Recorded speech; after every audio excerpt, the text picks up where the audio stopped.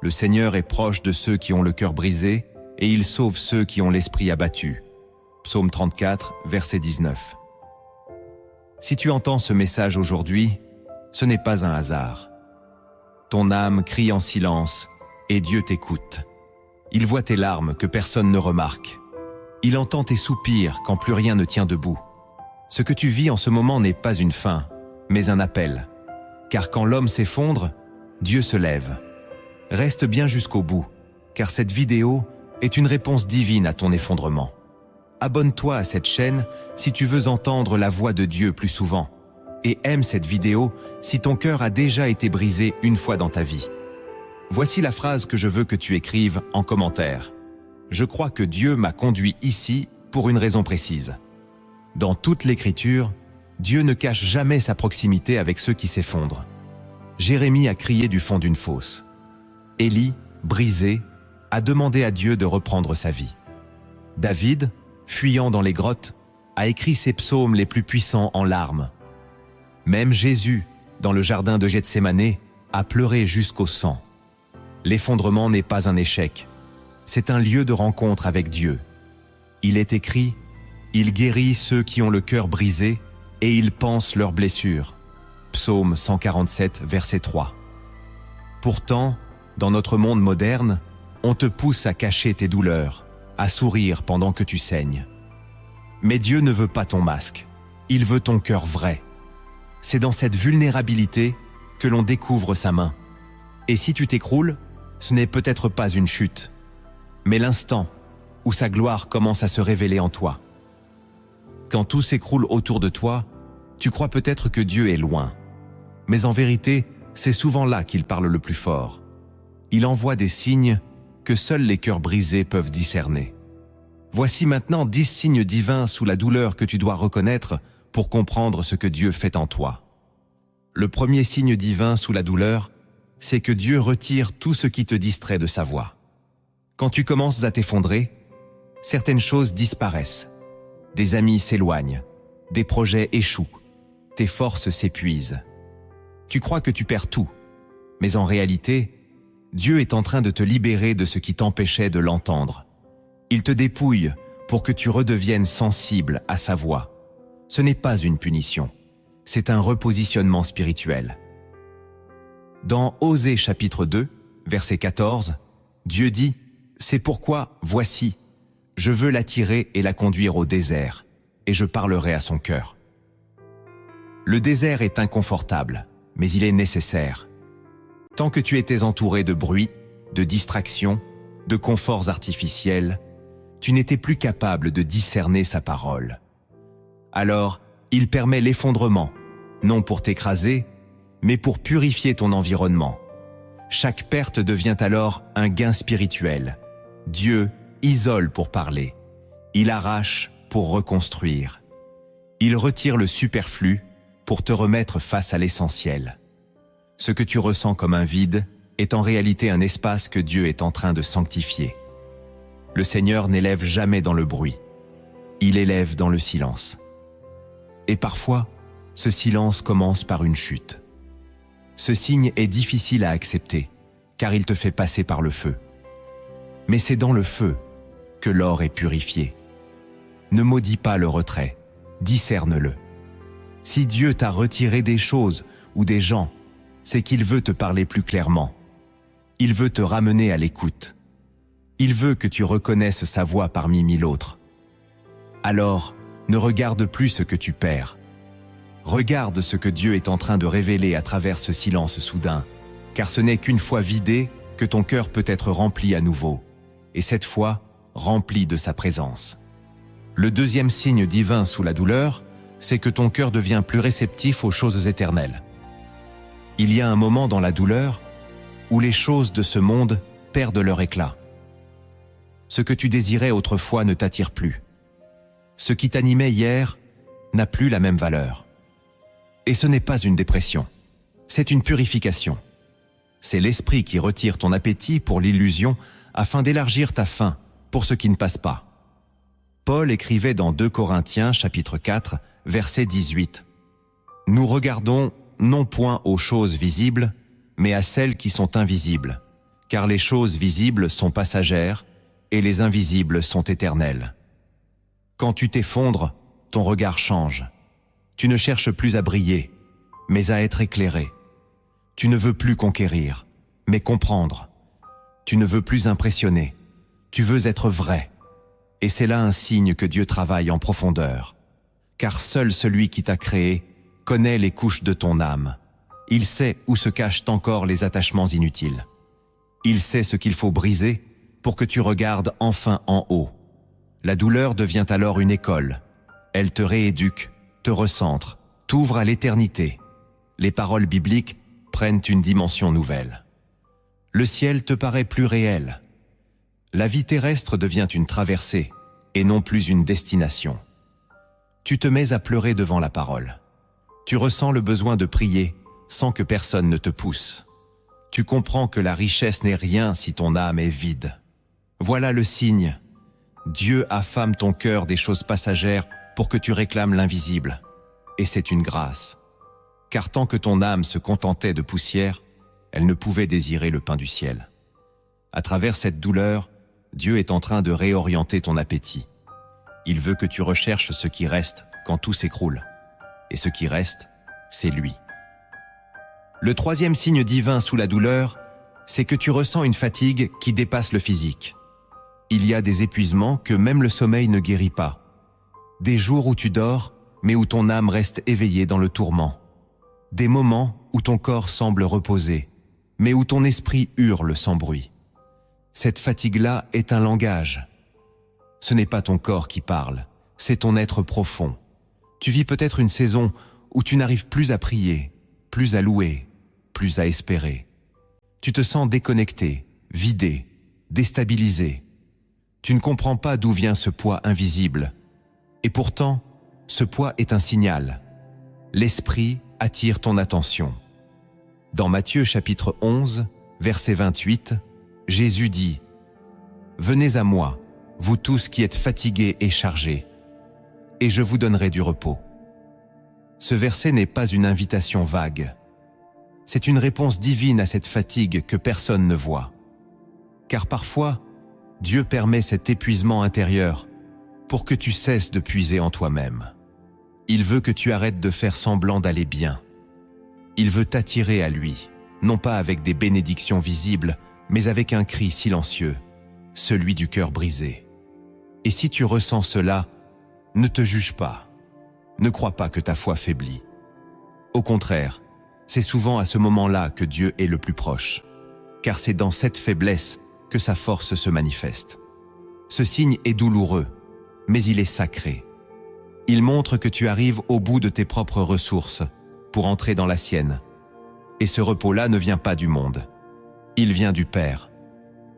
Le quatrième signe divin sous la douleur, c'est que tu ressens une solitude soudaine et incompréhensible. Tu étais entouré, et soudain tu ne l'es plus. Les messages se font rares. Les gens ne comprennent plus ton langage intérieur. Même ceux qui t'aimaient semblent absents. Et tu ne sais pas pourquoi. Cette solitude n'est pas une coïncidence. Elle est orchestrée. Elle est permise. Elle est parfois même voulue par Dieu. Car certains enseignements ne peuvent être reçus que dans l'isolement. Dans Lamentations chapitre 3, verset 28, il est écrit « Il se tiendra solitaire et silencieux parce que l'Éternel le lui impose. » Il y a des moments où Dieu te met à l'écart pour te restaurer. Il ferme certaines portes pour que tu entres dans la sienne. Il éloigne certains visages pour que tu cherches le sien. Et cela fait mal, car nous sommes faits pour la communion. Mais il faut parfois passer par la coupure pour que la vraie connexion avec le ciel soit restaurée. Ce signe n'est pas là pour t'écraser, mais pour t'élever dans une intimité plus profonde. C'est dans la solitude que Joseph a compris ses rêves. C'est dans l'isolement que David a appris à dépendre de Dieu. C'est seul dans le désert que Jésus a résisté au diable. Ne méprise pas cette saison. Elle est sainte, elle est révélatrice, et elle annonce souvent une transformation. La solitude peut te blesser, mais elle peut aussi t'amener à une relation plus vraie avec celui qui ne t'abandonnera jamais. Le cinquième signe divin sous la douleur, c'est que ton âme devient hypersensible à la voix du Saint-Esprit.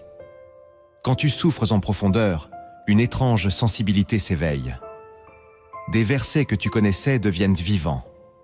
Une simple prédication te bouleverse. Une louange te fait pleurer, comme si chaque mot était écrit pour toi.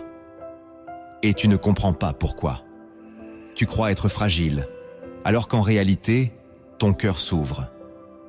Cette hypersensibilité n'est pas émotionnelle, elle est spirituelle. Elle révèle que le Saint-Esprit est en train de restaurer les couches abîmées de ton âme. Dans Ézéchiel chapitre 36, verset 26, Dieu dit « Je vous donnerai un cœur nouveau, et je mettrai en vous un esprit nouveau. J'ôterai de votre corps le cœur de pierre, et je vous donnerai un cœur de chair. » Voilà ce qu'il fait. Il remplace ton cœur durci par un cœur vivant. Et cela passe par des larmes, par des silences, par des soupirs. Tu n'as pas besoin d'expliquer ce que tu ressens. C'est Dieu qui agit. Il ouvre en toi une chambre secrète, où sa voix peut résonner plus fort. Alors, ne retiens pas tes larmes. Elles sont des prières sans mots. C'est le langage des âmes qui reviennent à Dieu. Et voici maintenant la phrase que je veux que tu écrives en commentaire. Je sens que Dieu me parle dans mon silence. Le 6e signe divin sous la douleur, c'est que des souvenirs oubliés refont surface pour être guéris. Quand tu traverses une saison d'effondrement, il se peut que des choses que tu croyais enterrées remontent brusquement. Des blessures d'enfance, des paroles qui t'ont marqué, des scènes que tu croyais digérer. Tu te demandes pourquoi cela revient maintenant, alors que tu es déjà au plus bas. Mais ce n'est pas une coïncidence, c'est un signe. Dieu n'exhume pas ton passé pour te condamner, mais pour te délivrer. Il permet que ces souvenirs refassent surface, non pas pour raviver la douleur, mais pour en arracher la racine. Il est écrit dans Jérémie chapitre 30, verset 17. « Je te donnerai la guérison, je te panserai, dit l'Éternel. » Pour guérir une plaie, il faut parfois la rouvrir. Dieu veut que tu cesses de cacher ce qui t'a brisé. Il veut que tu lui offres chaque éclat de ton histoire, même ceux que tu as honte de nommer. Car il est le seul capable de transformer les souvenirs amers en témoignages vivants. Et souvent, c'est au cœur de l'effondrement que l'esprit commence cette chirurgie intérieure. Tu pleures sans comprendre. Tu revis des choses sans l'avoir choisi. Mais tout cela est un processus divin, une œuvre cachée, une restauration profonde. Ne fuis pas ces larmes, ne rejette pas ces images. Accueille-les dans la prière et laisse Dieu faire ce que toi tu ne peux pas faire. Il guérit en révélant, il restaure en confrontant, il purifie en éclairant. Et si tu acceptes de lui offrir ses souvenirs dans la douleur, il les redéposera un jour dans ta bouche, comme un témoignage de délivrance. Le 7e signe divin sous la douleur, c'est que tu ressens le besoin de tout remettre en question, même ta foi. Lorsque tout s'effondre, même ta relation avec Dieu semble floue. Tu doutes de sa présence. Tu questionnes ses promesses. Tu relis des versets que tu ne comprends plus. Tu te demandes si tu t'es trompé, si tu as rêvé, si ta foi est réelle. Ce chaos intérieur est douloureux, mais il n'est pas dangereux. C'est une étape. Car la foi véritable ne se construit pas seulement sur des certitudes, mais sur des choix renouvelés au milieu du doute.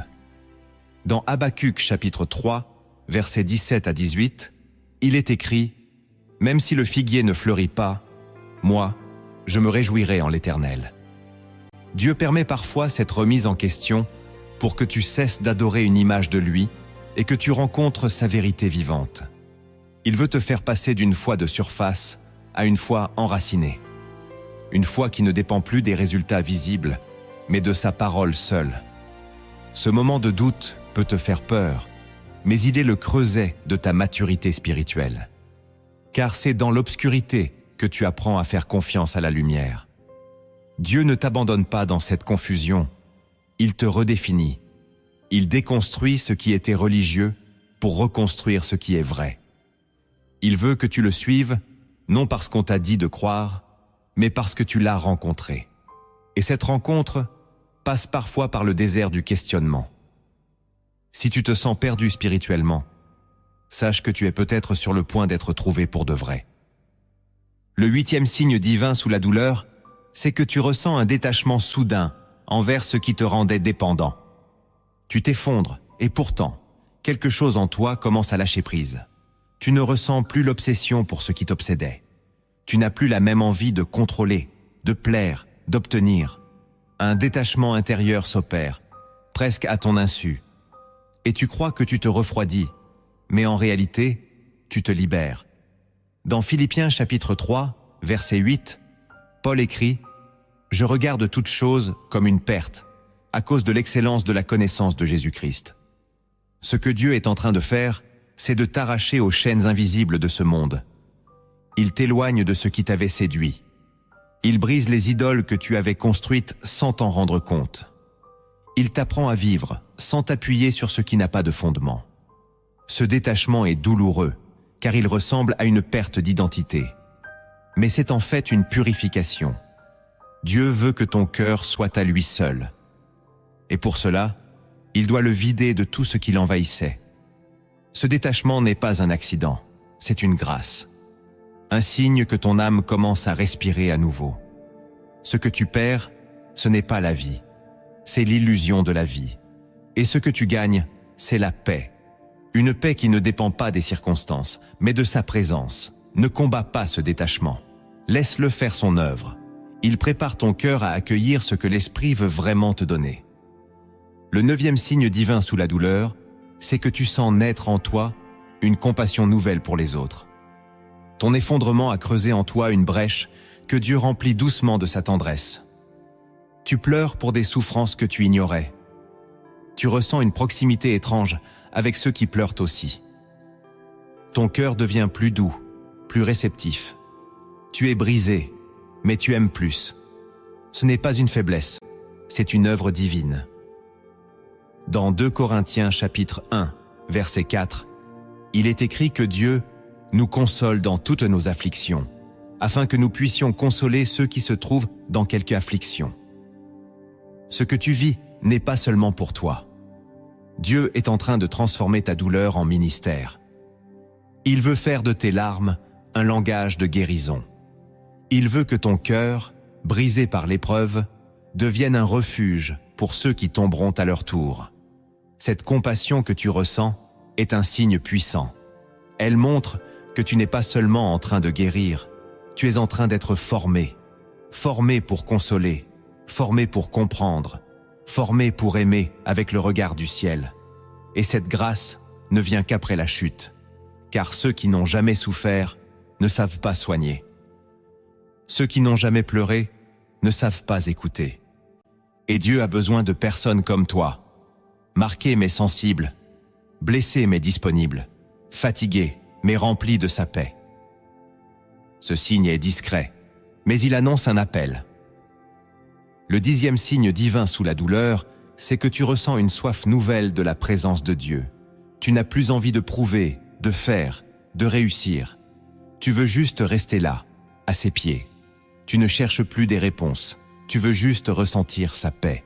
Tu n'as plus de force pour de grandes prières, mais ton soupir devient adoration. Cette soif nouvelle n'est pas née d'une prédication, mais du brisement. Elle est le fruit d'une rencontre. Le psaume 42, verset 2 dit « Mon âme a soif de Dieu, du Dieu vivant. Quand irai-je et paraîtrai-je devant la face de Dieu ?» Cette soif est le plus grand des signes, car elle montre que tu es vivant. Tu n'es pas perdu, tu es en train de revenir. Ton cœur cherche l'eau véritable, celle que seul le Christ peut donner. Et Dieu répond toujours à ceux qui ont soif. Il ne méprise jamais une âme qui le cherche dans la douleur. Cette soif est la preuve que sa main t'a touché, que ton effondrement a porté du fruit, et que ce fruit, c'est le désir de le connaître. Garde cette soif, protège-la, nourris-la, car elle est le début d'un réveil, et ce réveil commence en toi. Il existe des révélations que Dieu réserve aux âmes brisées.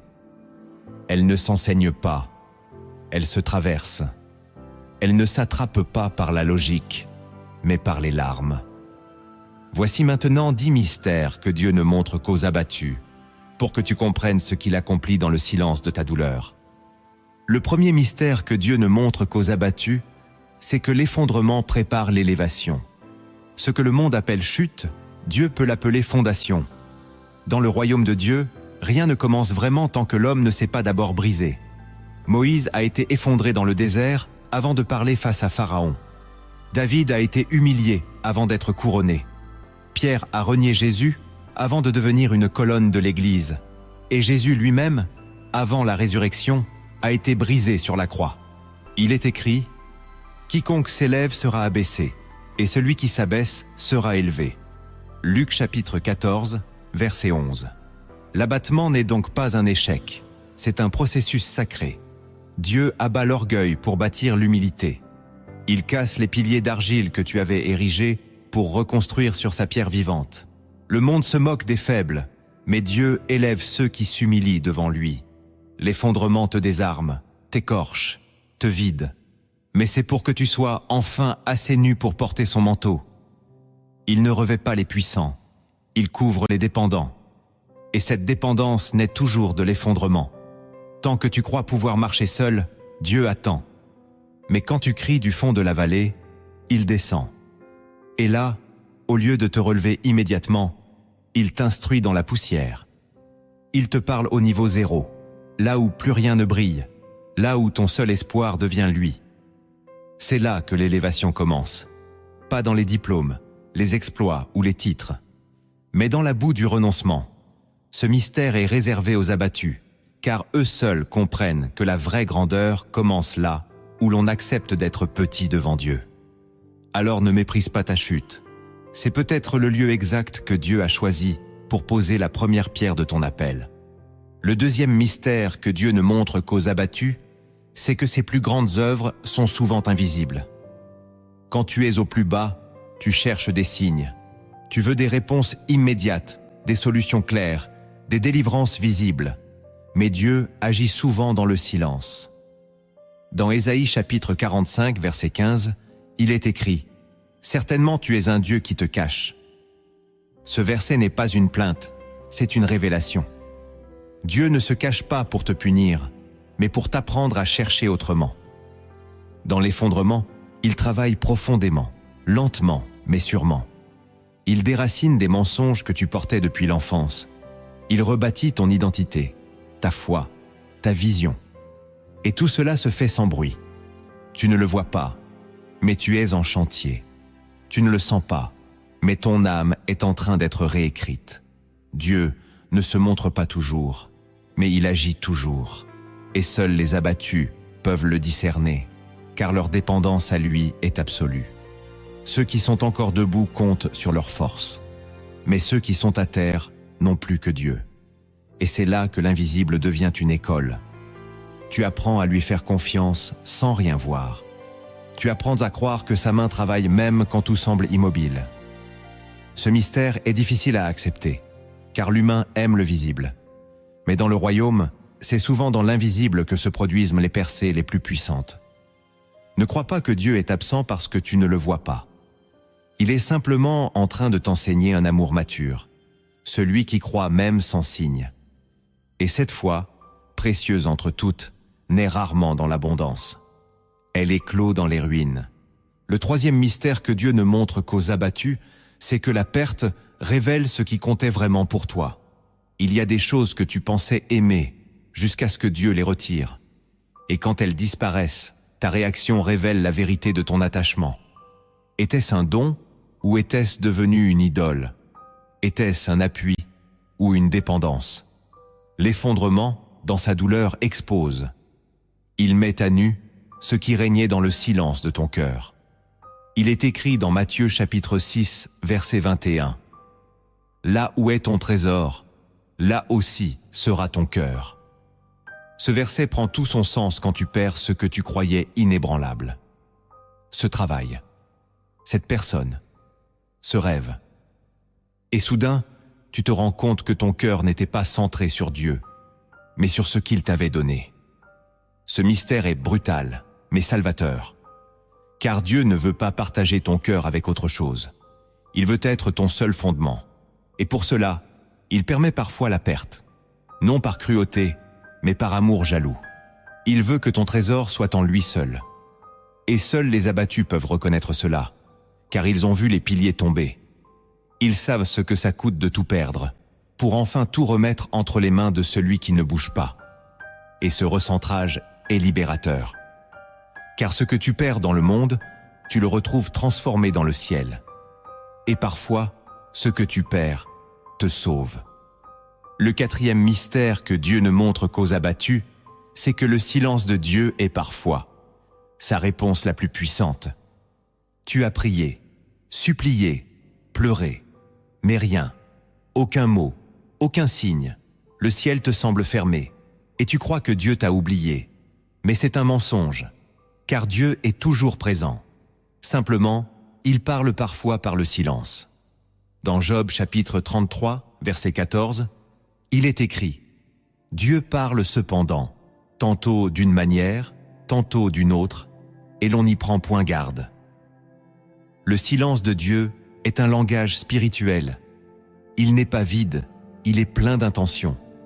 Il te pousse à sonder ton cœur. Il t'enseigne la patience. Il creuse en toi la foi. Il brise le réflexe de la réponse immédiate. Ce silence est une formation. Et seuls les abattus peuvent rester assis devant Dieu sans rien entendre, mais sans partir. C'est là que naît une intimité rare. Quand tu n'as plus rien à dire, mais que tu restes là, juste là. Dans ce silence, l'Esprit agit. Il parle au cœur sans mots. Il guérit par sa seule présence. Le monde fuit le silence. Mais ceux qui ont connu l'effondrement savent qu'il peut être sacré. Dieu ne parle pas toujours pour t'informer. Il se tait parfois pour t'immerger. Et cette immersion silencieuse est un acte d'amour profond. Ne crains pas ce silence. Il est peut-être la preuve que tu entres dans un niveau plus profond de communion avec le Père. Le cinquième mystère que Dieu ne montre qu'aux abattus, c'est que la vraie force commence quand tu cesses de lutter seul. Toute ta vie, on t'a appris à être fort, à tenir, à encaisser, à te relever vite.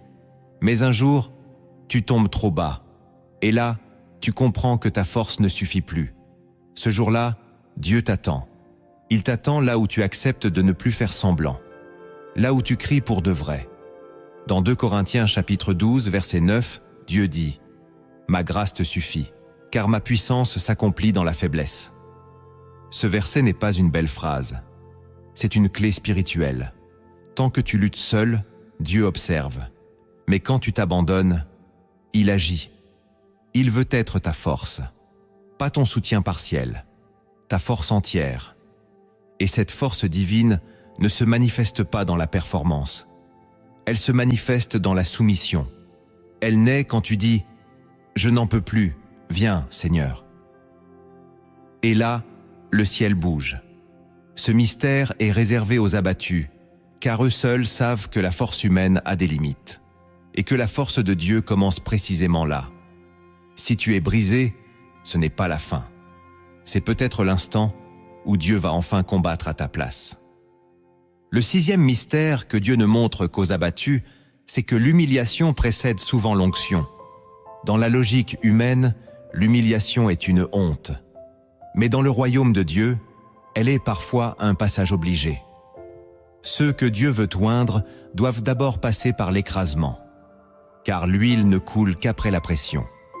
Dans Ésaïe chapitre 61, verset 1, il est écrit « L'Esprit du Seigneur, l'Éternel est sur moi, car l'Éternel m'a oint. » Mais avant l'onction, il y a le brisement. Joseph a été humilié en prison avant d'être élevé au palais. David a été insulté par Saül avant de devenir roi. Même Jésus, fils de Dieu, a été méprisé, frappé, rejeté, avant que le monde ne reconnaisse sa gloire.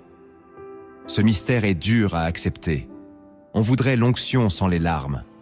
Mais Dieu ne donne pas son feu à ceux qui fuient avec la fournaise. Il te façonne dans la poussière pour t'élever avec puissance. Et cette élévation ne sera pas une revanche humaine. Elle sera une révélation spirituelle. Car ceux qui t'ont vu tomber verront aussi ce que Dieu va faire de toi. Et ce témoignage glorifiera son nom. Ce mystère, seul un cœur brisé peut le recevoir. Car c'est dans la douleur que tu comprends que tu n'as rien à prouver. Tu as juste à obéir. Si tu vis une humiliation aujourd'hui, ne fuis pas. Laisse Dieu l'utiliser. Laisse-le te creuser pour mieux te remplir. L'onction vient après l'humiliation. Elle ne tombe pas sur ceux qui cherchent l'applaudissement, mais sur ceux qui cherchent la face de Dieu, même dans la honte. Et si ce message te parle, partage cette vidéo à quelqu'un qui traverse un désert. Tu ne sais pas quelle vie tu peux toucher par ton simple geste d'obéissance.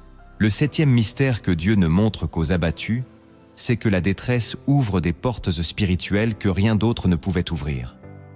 Certains accès ne s'activent qu'à travers la douleur. C'est un paradoxe, mais c'est une loi spirituelle.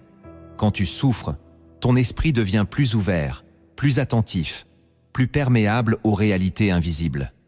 Ce n'est pas de la fragilité, c'est une mise à nu. Dans Apocalypse chapitre 3, verset 8, Jésus dit « Voici, j'ai mis devant toi une porte ouverte, que personne ne peut fermer. Mais cette porte, souvent, tu ne la vois qu'après avoir été brisée.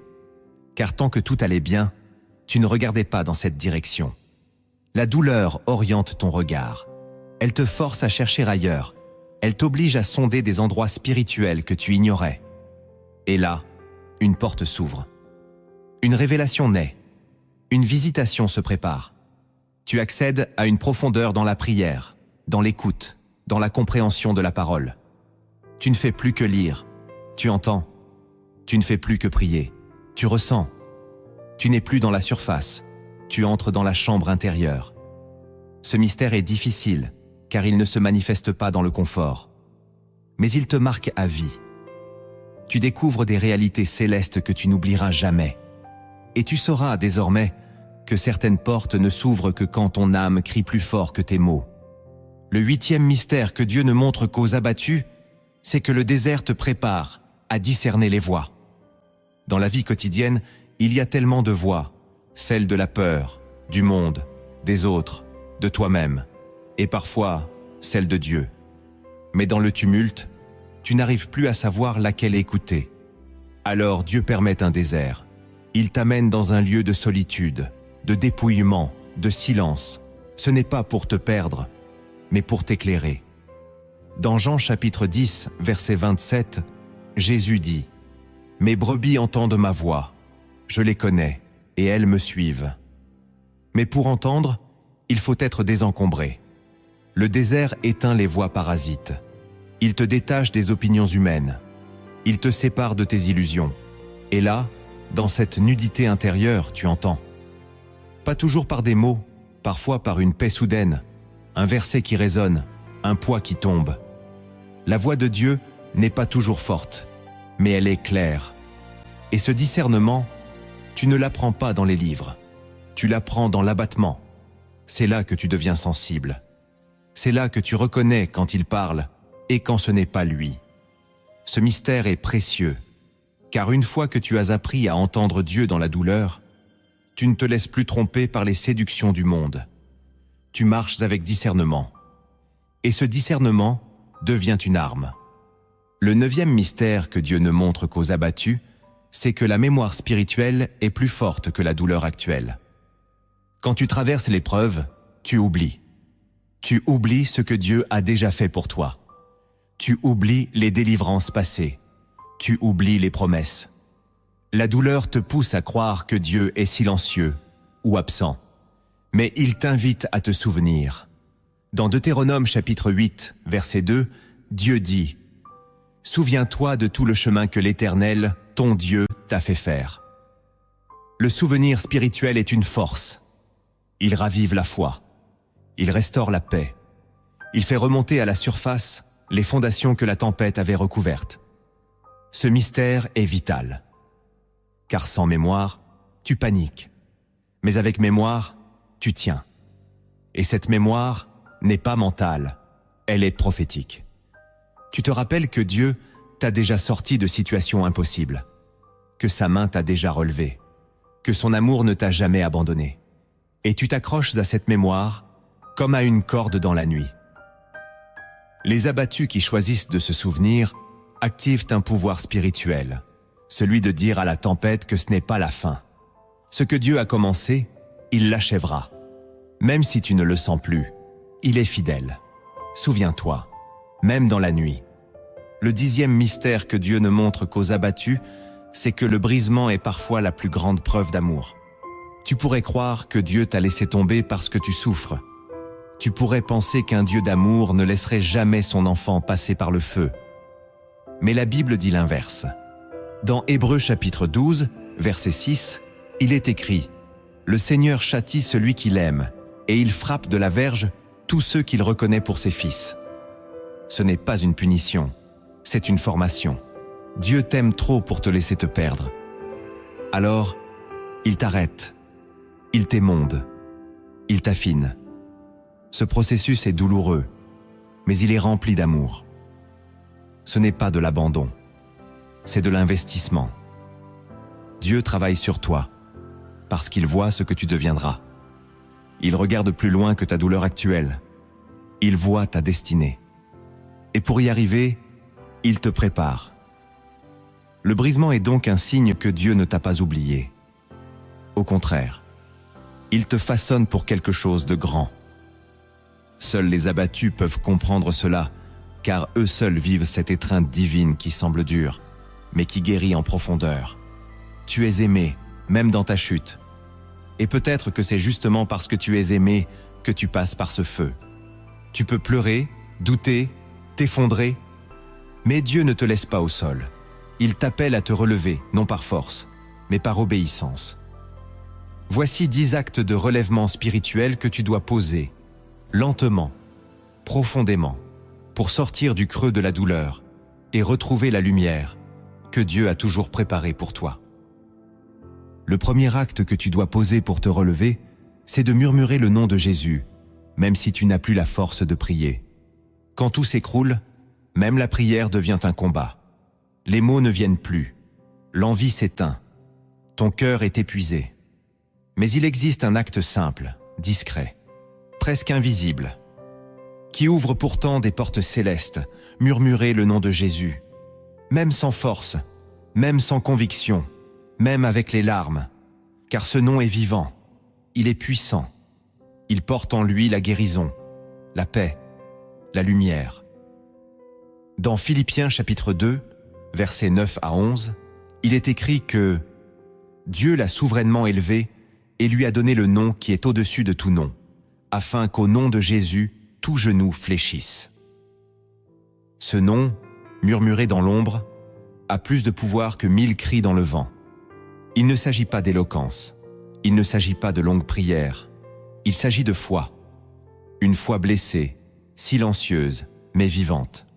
Chaque fois que tu dis Jésus, tu rappelles au ciel que tu es encore en vie, encore debout, encore lié à celui qui t'a sauvé. Ce premier acte est une ancre. Il te garde connecté à la source, même au fond du gouffre. Il suffit d'un souffle, d'un soupir, d'un mot, et le ciel t'écoute. Tu n'as pas besoin d'impressionner Dieu, tu dois juste l'appeler. Le nom de Jésus dans ta bouche, c'est l'Esprit qui commence déjà à agir, à consoler, à relever. Ne sous-estime jamais ce murmure, car c'est lui qui brise les chaînes quand tes mains sont liées. Ce que tu dis dans le secret avec foi résonne dans l'éternité. Et même si tu ne sens rien, même si tout en toi est vide, continue à dire son nom. Il est ton relèvement. Le deuxième acte que tu dois poser pour te relever, c'est de sanctifier ta douleur en la déposant devant Dieu au lieu de la fuir. Quand tu souffres, ton premier réflexe est souvent de fuir. Tu t'évades dans les distractions, tu te retires, tu t'endurcis. Mais Dieu ne te demande pas de fuir la douleur. Il te demande de la sanctifier, c'est-à-dire de lui offrir cette souffrance brute, sans filtre, comme une offrande sur l'autel. Dans Psaume 51, verset 19, il est écrit « Les sacrifices qui sont agréables à Dieu, c'est un esprit brisé. Ô Dieu, tu ne dédaignes pas un cœur brisé et contrit. » Il ne veut pas ton masque. Il veut ta vérité. Ta douleur, aussi laide soit-elle, peut devenir sainte si tu la places entre ses mains. Il ne faut pas que tu comprennes tout. Il faut que tu ouvres ton cœur tel qu'il est. Crie si tu dois crier, pleure si tu dois pleurer. Mais fais-le devant lui. L'autel n'est pas réservé aux paroles parfaites, mais au cœur sincère. Ce deuxième acte est un geste de confiance. Tu refuses de porter seul ce qui t'écrase. Tu refuses de garder en toi ce poison lent. Tu la portes devant Dieu, et tu dis, « Voici ce que je vis. Je ne sais pas comment m'en sortir, mais je te le donne. » Et dans ce dépôt commence la guérison. La douleur sanctifiée devient un point de contact entre ta misère et sa miséricorde. Dieu ne rejette jamais une offrande qui vient d'un cœur brisé, mais il attend que tu viennes à lui avec. Ce que tu caches pourrit. Ce que tu déposes est transformé. Voilà pourquoi sanctifier ta douleur est un acte de relèvement. C'est là que ton âme recommence à respirer. Le troisième acte que tu dois poser pour te relever, c'est de renoncer intérieurement à toute accusation contre Dieu. Quand tu tombes, l'amertume peut devenir un piège. Tu regardes ce que tu perds et tu te demandes « Pourquoi Dieu a-t-il permis ça ?» Tu ressens de l'injustice, de la colère, du vide. Et parfois, sans t'en rendre compte, tu commences à accuser Dieu. Tu ne le dis peut-être pas à voix haute, mais ton cœur murmure. Et ce murmure bloque ta restauration. Il est écrit dans Lamentations chapitre 3, verset 39. « Pourquoi l'homme vivant se plaindrait-il ? Que chacun se plaigne de ses propres péchés. » Ce verset est un appel à l'humilité. Même si tu ne comprends pas tout, tu dois refuser de soupçonner Dieu. Car soupçonner Dieu, c'est dire que son amour a une faille. Et c'est faux. Dieu est juste. Il est bon. Il est fidèle. Tu ne verras peut-être pas encore le sens de ta douleur, mais tu dois lui faire confiance malgré tout. Ce renoncement intérieur est un acte de foi radical. Tu dis, « Seigneur, je ne comprends pas, mais je crois que tu es bon. Je te décharge de toute accusation. Mon cœur choisit la confiance. » Et cette décision silencieuse ouvre les portes de la paix. Elle permet à Dieu de recommencer l'œuvre en toi, car il n'agit pas dans les cœurs qui l'accusent. Il agit dans ceux qui l'attendent. C'est ce que Job a fait. Il a crié, il a douté, mais il n'a jamais maudit Dieu. Et Dieu l'a relevé. Ce troisième acte, c'est un retournement intérieur. Tu retires le procès que tu avais peut-être commencé contre le ciel, et tu déposes les armes. Tu choisis de ne pas lutter contre ton Sauveur. Le quatrième acte que tu dois poser pour te relever, c'est de réouvrir lentement la parole de Dieu, même si elle te semble lointaine. Dans l'effondrement, même la Bible peut te sembler muette. Tu lis sans comprendre. Tu n'as plus la force de méditer. Chaque verset te glisse entre les doigts. Mais c'est justement là que tu dois faire un geste simple. Réouvrir la parole, pas pour tout lire, pas pour étudier, juste pour exposer ton cœur. Dans Psaume 119, verset 130, il est écrit « La révélation de tes paroles est claire. Elle donne de l'intelligence aux simples. » Tu n'as pas besoin d'être fort pour recevoir une lumière. Tu dois juste rester devant, même si c'est une seule phrase par jour. Même si tu ne sens rien. Car la parole est vivante. Elle travaille en silence. Elle s'infiltre dans les fissures. Elle restaure doucement. Ce quatrième acte est un acte d'adoration. Tu dis à Dieu, « Je reviens à ce que tu dis, pas à ce que je ressens. » Et cette soumission à la parole ouvre des chemins de guérison que rien d'autre ne peut tracer. Il ne s'agit pas d'un programme de lecture. Il s'agit d'une présence. La parole, c'est Dieu lui-même qui te visite. Et parfois, c'est une phrase oubliée qui change tout. Réouvrir la Bible dans la douleur, c'est tendre la main à celui qui a promis de ne jamais te rejeter. Même si tu es brisé, même si tu es vide, sa parole ne changera jamais. Elle est ton relèvement. Le cinquième acte que tu dois poser pour te relever, c'est de prononcer une parole de vie sur toi, même si tu n'y crois pas encore. Dans l'abattement, tu deviens ton propre bourreau. Tu dis, « Je suis fini, je n'y arriverai plus, je suis vide, je suis indigne. » Et sans t'en rendre compte, tu maudis ta propre vie par tes paroles. Mais Dieu t'a créé avec une bouche capable de bénir. Et il veut que tu l'utilises pour proclamer la vie, même quand tu ne la vois pas. Dans Proverbes chapitre 18, verset 21, il est écrit « La mort et la vie sont au pouvoir de la langue. » Ce verset est une clé. Tu as le choix, parler comme le monde ou parler comme un fils du royaume. Même brisé, tu peux dire « Je vivrai, je me relèverai. Dieu est avec moi. Je suis encore dans ses plans. » Tu ne le ressens peut-être pas, mais chaque mot que tu prononces façonne ton atmosphère. Ce 5e acte est un acte de guerre spirituelle. Tu refuses de laisser ta douleur dicter ton langage. Tu déclares ce que Dieu dit, pas ce que l'ennemi insinue. Et ce changement de langage ouvre la voie à la restauration. Car les anges n'agissent pas sur tes plaintes, mais sur la parole. Si tu veux que le ciel se mobilise, commence à parler comme le ciel. Même si c'est faible, même si c'est en larmes. Proclame la vie. Ce que tu dis aujourd'hui prépare ce que tu vivras demain. Le 6e acte que tu dois poser pour te relever, c'est d'adorer Dieu, même sans ressentir sa présence. Il y a des saisons où l'adoration devient un choix douloureux. Tu ne ressens rien. Tu n'as aucune force émotionnelle. Tu t'approches de Dieu avec un cœur vide, sans feu, sans enthousiasme. Et pourtant, c'est là que ton adoration devient la plus pure. Il est écrit dans Habacuc chapitre 3, versets 17 à 18.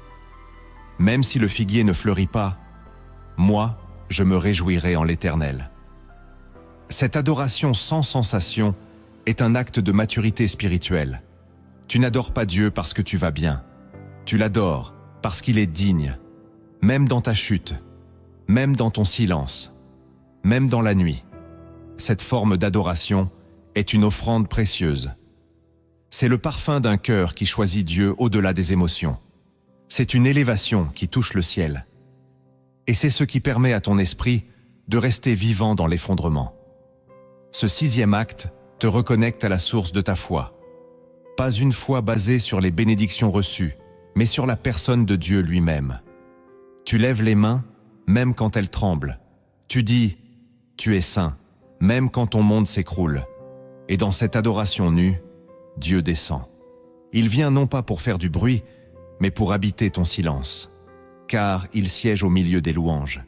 Et même si tu ne le sens pas, il est là. Ce moment où tu choisis de l'adorer sans rien attendre en retour est peut-être le moment où tu touches le cœur du Père plus que jamais auparavant. Continue. Le 7e acte que tu dois poser pour te relever, c'est de tendre la main à quelqu'un d'autre, même si tu n'es pas encore guéri.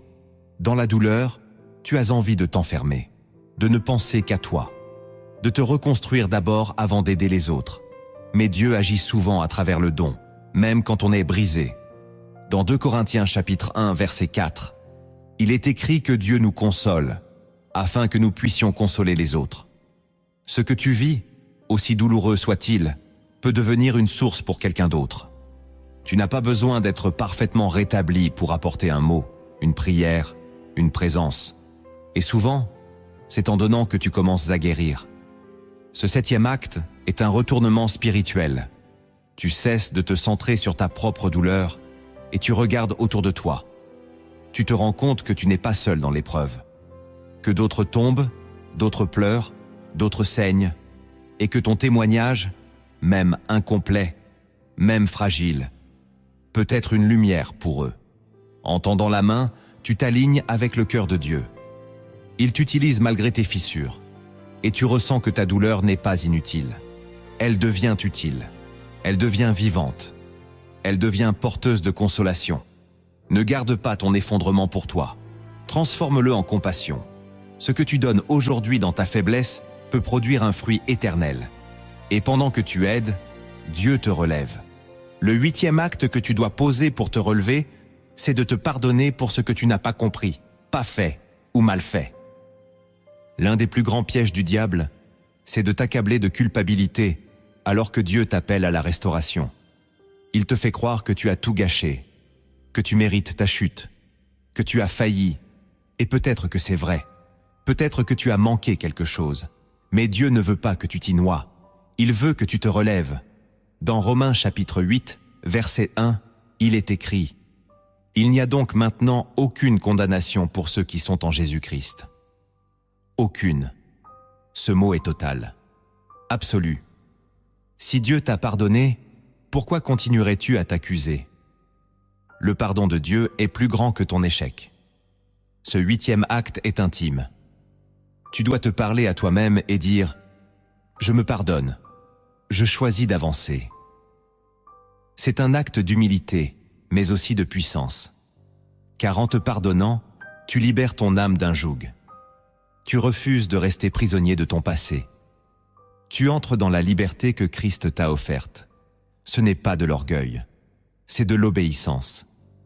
Tu te regardes à travers la grâce et non à travers l'échec. Et cette grâce est capable de tout reconstruire, même ce que tu pensais irréparable. Le 9e acte que tu dois poser pour te relever, c'est de reprendre le combat spirituel là où tu l'avais abandonné. Ton effondrement a peut-être coïncidé avec un relâchement dans la prière. Tu as baissé les bras. Tu as laissé l'ennemi occuper le terrain. Tu t'es endormi dans la douleur. Mais aujourd'hui, Dieu te dit, reprends ton poste. Il est écrit dans Éphésiens chapitre 6, verset 11. Revêtez-vous de toutes les armes de Dieu afin de pouvoir tenir ferme contre les ruses du diable. Ce verset ne te demande pas d'être fort. Il te demande d'être équipé. Et cette armure ne se remet pas toute seule. Tu dois faire un geste, même petit, même tremblant. Ce 9e acte, c'est une reconquête.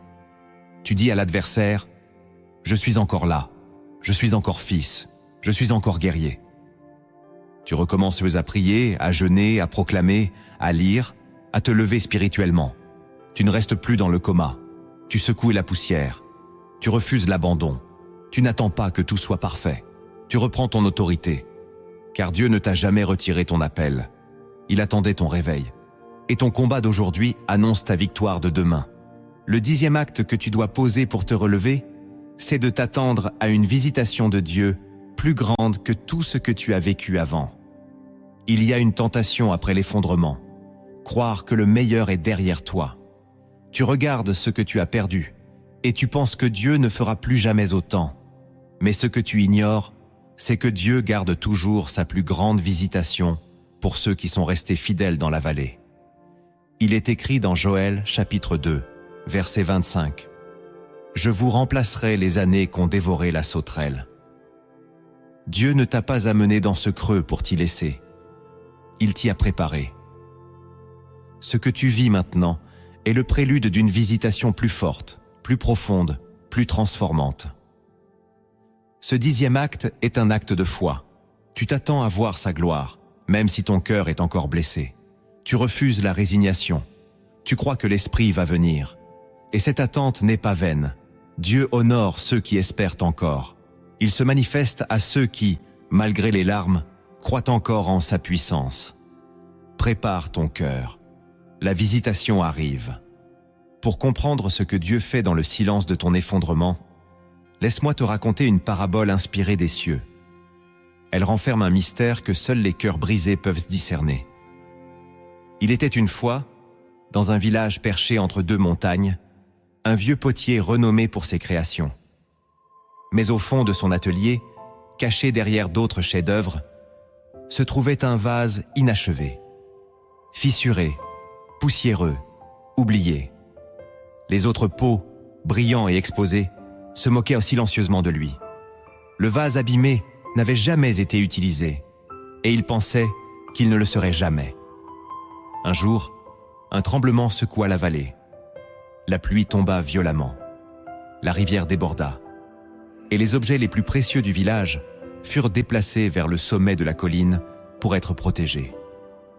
Le vieux potier entra dans son atelier, le visage grave. Il prit des lampes, des pots solides, des récipients de valeur. Puis, alors qu'il s'apprêtait à partir, son regard se posa sur le vase fissuré. Contre toute attente, il le prit délicatement, le nettoya à la hâte et l'emporta avec lui. Arrivé dans une grotte en hauteur, il installa tous ses objets. La nuit tomba. L'orage faisait rage. Et soudain, l'huile des lampes manqua. La lumière s'éteignit. L'obscurité devint totale. Le potier, pourtant paisible, se leva. Il ouvrit le petit vase fissuré. À l'intérieur, il y avait une lumière, oubliée.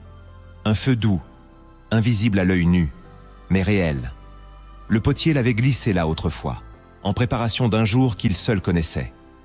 Il alluma une mèche trempée dans cette huile secrète, et une flamme apparut.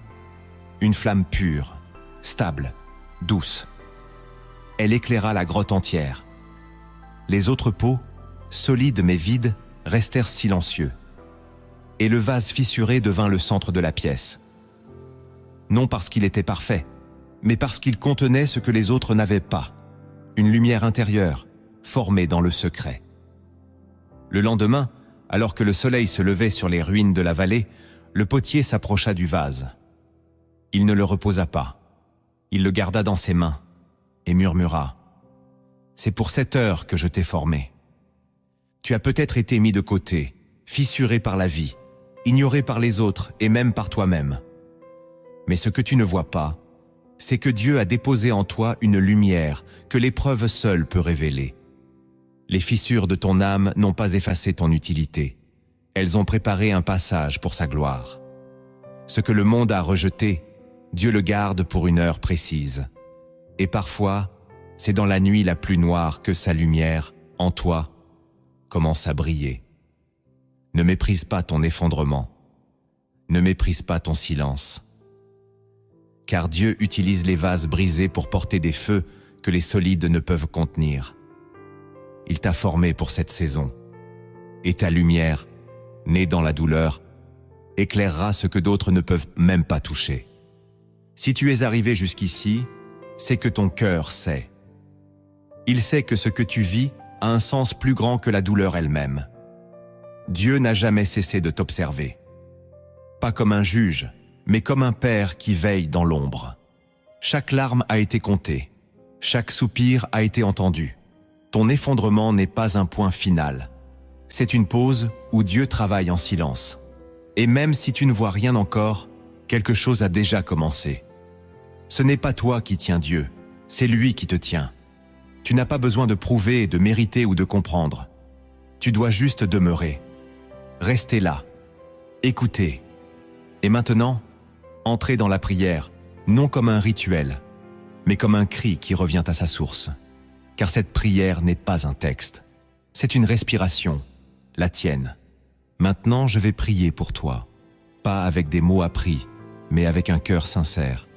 Reçois cette prière comme si Dieu lui-même l'a déposée sur ton âme. Ferme les yeux, respire, laisse les mots t'envelopper, et que l'Esprit de Dieu descende là où tu es. Seigneur, je te parle pour cette âme fatiguée, cette âme qui ne dit plus rien, mais qui ressent tout, cette âme qui a crié sans être entendue, tombée sans être relevée, oubliée même au milieu des siens. Seigneur, tu la vois, tu la connais, tu ne passes pas à côté d'elle. Je t'invoque maintenant, Père, au nom de Jésus-Christ, pour que ta présence vienne couvrir cette personne. Elle n'a plus la force de demander. Alors, je te demande à sa place, prends sa douleur, prends son silence, prends ses regrets, ses erreurs, ses incompréhensions, et transforme-les. Transforme-les en témoignage, en élévation, en puissance cachée. Elle t'a cherché dans la lumière, mais c'est dans la nuit qu'elle t'a rencontré. Alors, je t'en prie, fais de cette nuit un sanctuaire. Ne laisse pas cette douleur être stérile. Fais qu'elle accouche d'une foi plus grande, plus réelle, plus pure, une foi que rien ne pourra plus briser. Seigneur, touche sa mémoire. Guéris les images qui reviennent, les mots qui ont blessé, les décisions qui ont échoué, les saisons qui ont détruit. Viens restaurer là où aucun humain ne peut entrer. Viens poser ta main là où les médecins, les amis, les pasteurs ne peuvent rien faire. Je t'appelle, Esprit Saint, souffle de vérité, souffle de vie. Entre dans son cœur, traverse chaque pièce intérieure de son âme. Fais tomber les murs, brise les chaînes, détache les poids et replace la paix au centre. Seigneur, je te demande aussi de visiter son présent, son travail, ses finances, sa maison, sa solitude, ses combats cachés, les péchés qu'elle n'arrive plus à combattre, les pensées qu'elle n'arrive plus à maîtriser. Interviens, interviens puissamment, non parce qu'elle le mérite, mais parce que tu es miséricordieux. Et je te demande maintenant de parler à son avenir, que ce ne soit pas la douleur qui parle sur sa vie, mais ta promesse. Rappelle-lui qu'elle a encore une mission, qu'elle a encore une onction, qu'elle n'est pas terminée, qu'elle est en train de devenir ce que tu avais vu depuis le commencement. Seigneur, relève-la. Même si c'est lent, même si c'est fragile, pose en elle un mouvement de relèvement. Qu'elle se surprenne à te chercher à nouveau, à sourire sans raison, à se tenir debout intérieurement. Qu'elle sente que quelque chose a changé, même si elle ne peut pas l'expliquer. Je te prie pour son sommeil, qu'il redevienne un lieu de paix, qu'elle dorme sans crainte, sans oppression, sans peur du lendemain. Je te prie pour ses relations. Éloigne ceux qui détruisent, envoie ceux qui relèvent. Je te prie pour son identité, qu'elle ne se définisse plus par ses blessures, mais par ton amour. Seigneur, je te supplie, ne la laisse pas s'éteindre intérieurement.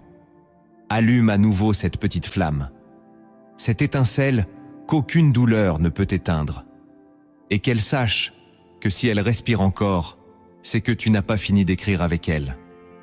Et pour tout ce qu'elle ne peut pas dire, je te demande d'intercéder toi-même, que le Saint-Esprit prie en elle par des soupirs inexprimables, qu'il reformule ses peurs en prière, ses hésitations en adoration, ses larmes en offrande. Merci de l'avoir amenée jusqu'ici. Merci de l'avoir gardée, même quand elle voulait tout arrêter. Merci de l'aimer d'un amour que rien ne peut séparer. Et je te rends gloire, car je sais que cette prière ne reste pas dans l'air. Elle touche ton cœur, elle déclenche quelque chose, elle agit maintenant. Au nom de Jésus-Christ, Amen.